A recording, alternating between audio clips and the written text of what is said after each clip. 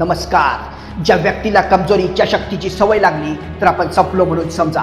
जे काम झोपून होत आहे ते काम बसून का करू, जे काम बसून होत आहे ते काम उभारून का करू, जे काम उभारून होत आहे ते काम पळून का करू, अशा माइंडसेटला आपण जर जगलो तर आपण संपलो म्हणून समजा. कमजोरी इच्छाशक्तीचं आपल्या समोर एक उदाहरण मांडतोय. एक होता गुरु आणि एक होता शिष्य. गुरुनी रात्री झोपतेवेळी शिष्याला एक आदेश दिला, चल उठ, उभं राहा, त्या बल्बला बंद कर, माझ्या डोळ्यांना त्रास होतोय. त्यावेळी शिष्य बोलला, गुरुजी डोळे बंद करा, बल्ब आपोआपच बंद होईल. गुरुजींनी लगेचच दुसरा आदेश दिला, उठ, उभं राहा, बाहेर जा, बाहेर पाऊस पडतोय का बघ.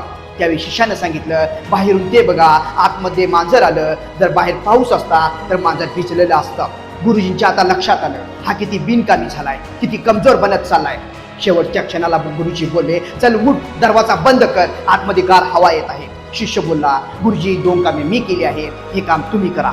आपण ह्या ऐकून हसत असाल ना की ही स्टोरी एका शिष्याची आहे. पण 90% लोक असे आहेत की ते पाणी पण तेव्हाच पितात जेव्हा आता पाणी पिल्याशिवाय आपली आतमध्ये थुंकीही घुटणार नाही. जेवण पण तेव्हाच जेवतात जेव्हा न जेवल्यामुळे आपल्या पोटामध्ये गोळा आलेला असेल. लाईटचं बिल पण तेव्हाच भरतात, जर आज लाईट बिल नाही भरलं तर उद्याला कनेक्शन बंद झालं जाईल. जीवनातील कोणतेही काम असू द्या, शेवटच्या क्षणालाच करणार, कारण एका रोगाने आपल्या डोक्यामध्ये जागा बनवली आहे. त्याचं नाव आहे अक्रेशिया. अक्रेशिया म्हणजे स्वतःवरती नियंत्रण नसणे, आपली इच्छाशक्ती कमी असणे.